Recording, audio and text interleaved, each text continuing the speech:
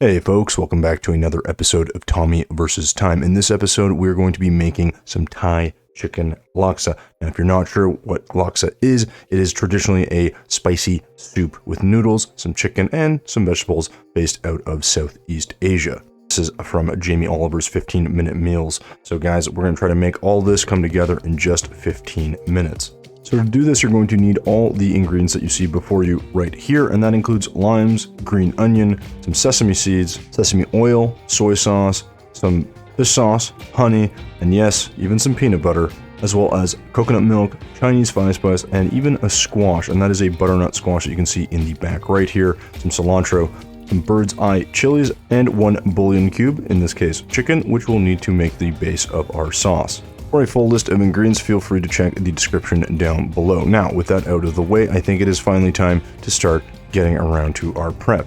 And because this is a timed cooking session, we're going to obviously want to get our timer out, get it to the appropriate 15-minute mark, hit that start button, and let's get rolling. So you want to remove your protein from the package like so. Put this to the side and realize you need to grab yourself some parchment paper because we're going to flatten our chicken on top of it. Now you could put your chicken in a Ziploc bag as well. In any case, what you're trying to do here is get something where the chicken will be easily flattened and also be able to be seasoned properly. With our first layer of parchment paper down, you're going to want to grab a second piece so that we can cover the top of the chicken as we go through the flattening process.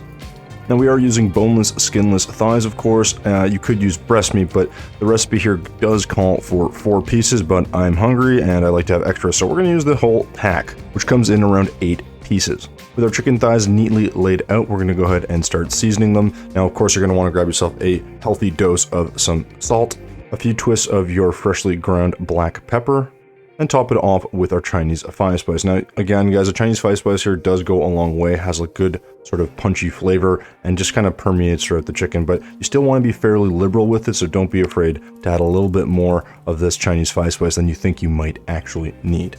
Now we simply repeat the same seasoning process on the other side of the chicken before we cover this with the second piece of parchment paper, just like so, and proceed to grab the nearest blunt instrument you can find before bludgeoning your chicken into thin, even pieces. So after beating your meat into its desired form, you're going to realize you're holding a rolling pin and attempt to roll, and I don't recommend that. Anyways, we're going to go ahead and peel off, there we go, carefully we're going to peel off our top layer of parchment paper and proceed to take our chicken off to the side. Make sure our cast iron pan is on before taking our chicken to the stove before we prep the rest of our ingredients. So with our cast iron pan on high heat, we're going to want to drop a neutral oil, in this case canola, before we go ahead and place down our chicken.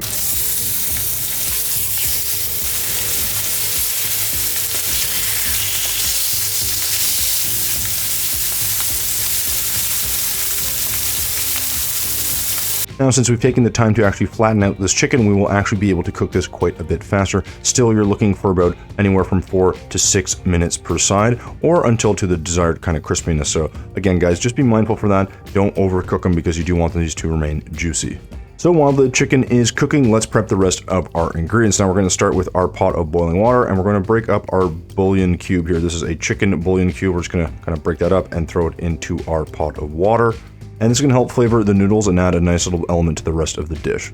So with that boiling away, you're going to go ahead and grab your butternut squash and just go ahead and cut this at the top half here. You're just going to use the neck of this, so it depends a little bit on the size of your squash, but something about this size should do. And you're going to actually grate this. Now, I know this seems a little weird. I've never really seen this myself, but the idea here is this will also go into our pot of boiling water and cook along with our noodles. It'll add kind of a sort of starchiness and thickness, and also a little bit more texture and flavor to our dish. Once you have that all grated up, you should have something that looks a little bit like this. And with that done, we're going to throw this into our pot and then go check on our chicken. So by this point, it's been about 5 minutes. We have very crispy looking chicken, even though there's no skin on this. Just be mindful that, again, guys, you don't want to overcook these. So you might have a couple little burnt spots, but don't worry, you're getting a lot of flavor out of this. That's usually just the spices kind of crisping up. So with your chicken flipped, you're going to want to wait 4 or 5 minutes before removing these from the heat. While we wait for the chicken, we're going to move back to our prep station and grab our food processor.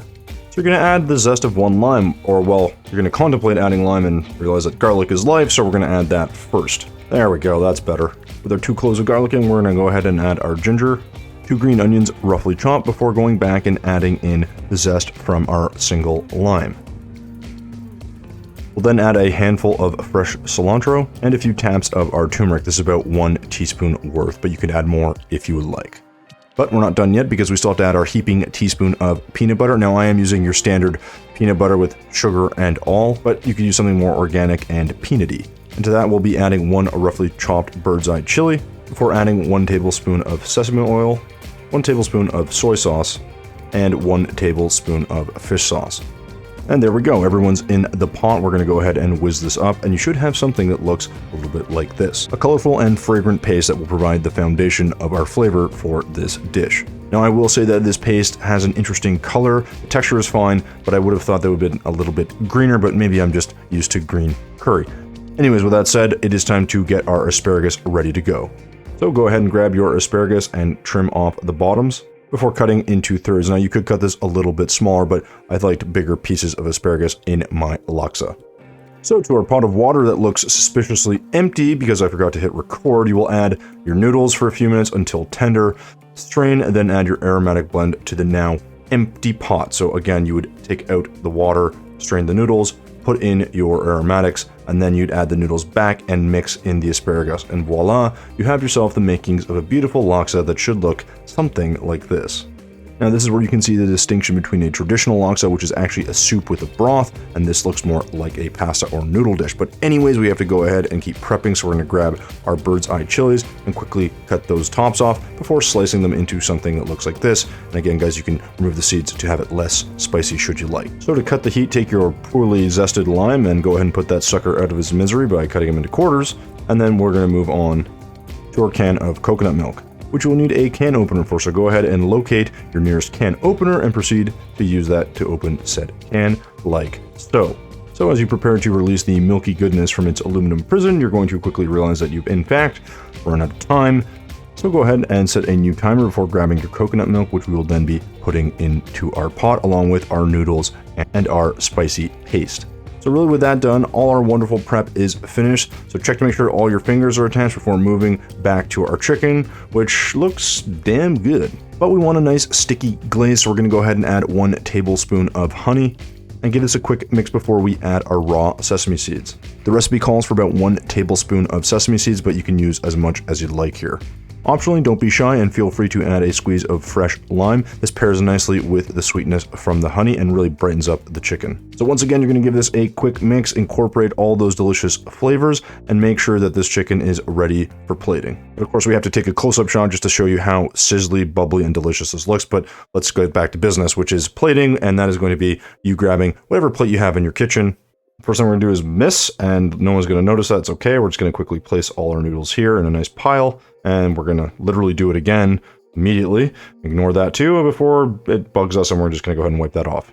With that cleaned up, you're going to go ahead and grab yourself a couple of pieces of our delicious sticky chicken before sprinkling on a bit of our fresh herbs. Now I have some cilantro here as well as a bit of green onion, and then placing neatly a single wedge of lime. Finally, for some color and some heat, we're going to go ahead and add those bird's eye chilies that we've sliced finely. And there you go, guys. There is our chicken laksa complete.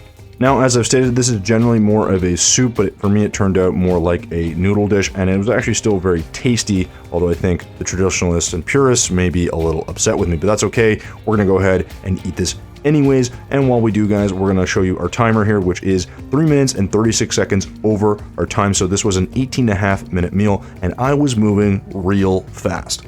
But don't let that discourage you. Try this out and see if you can beat my time. So of course, while I'm eating, I'm going to walk you through some of our scoring here. As always, as you guys know, we like to measure this on several different metrics. Of course, the first one being taste. So for taste, guys, I am giving this an 8 out of 10. Now, I know the purists out there will say this isn't a traditional laksa. Now, in fairness, I've never actually had a traditional laksa, so I'm sure that I would probably like it because I am a bit of a sucker for Thai food. But in this dish, guys, the noodles are pretty good. I like the pairing of the lime, the cilantro, the green onion, and of course our spicy bird's eye chilies. It all just kind of pairs well quite nicely. So the other thing here, guys, is the chicken. The chicken is sticky, it's tasty, it's got a crispy layer on the outside. It's not too hard to make. It's obviously very simple, in fact, and I do think it passes the taste test. Perhaps there would be a way to make this a bit more interesting, but I'm a simple kind of cook, and I do think that this works well. The only thing I would have done different, guys, here is definitely cut the asparagus a little bit smaller. I do like them as bigger chunks, but I think quarters would have made a little more sense.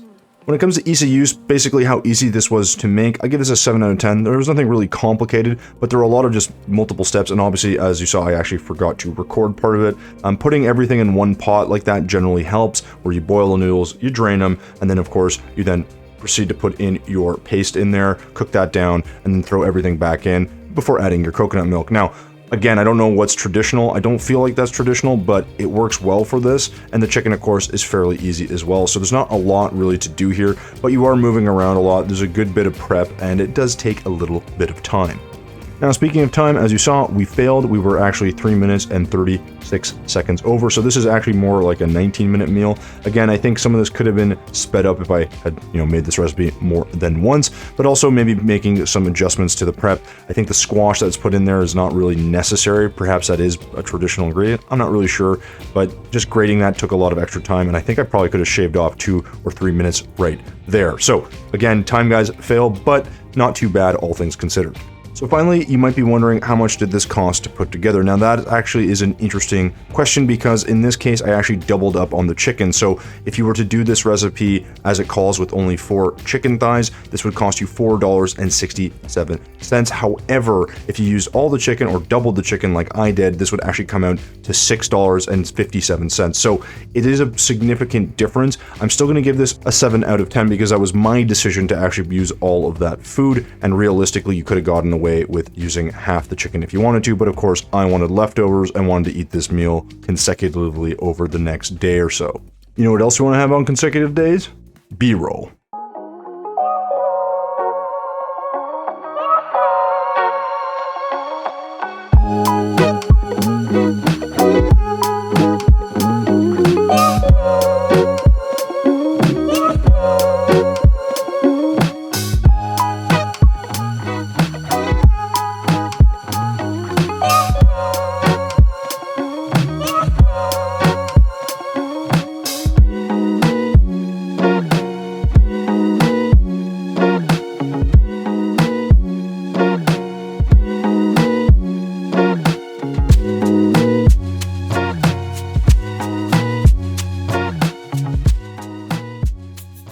Alright folks, so that'll do it for our Thai chicken laksa recipe from Jamie Oliver's 15-minute meals. Now again guys, we failed on time, but overall the dish does fairly well, scoring a 22 out of a possible 30. So not bad, not great, but good. I'd recommend you trying this, but if you are a laksa purist, then of course I apologize in advance because it's my first time and we're learning. In any case, I thought it was delicious enough to clear my plate, so yeah, take that for what you will.